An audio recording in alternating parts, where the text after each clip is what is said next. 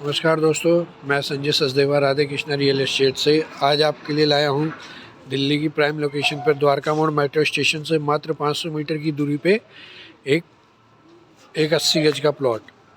ये देखिए, ये वो प्लॉट है। इसका जो फ्रंट है 24 फुट का है और देखिए गली कैसे शानदार साफ़ सुथरी बिल्कुल क्लीन गलियाँ हैं, बिल्कुल कोई गंदगी नहीं है, कुछ नहीं है।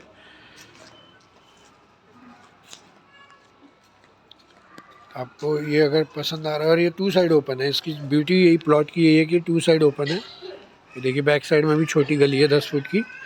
और अगर आपको इसके लिए इंक्वायरी करनी है तो नीचे दिए नंबर पे कॉल कर लीजिए। Thank you.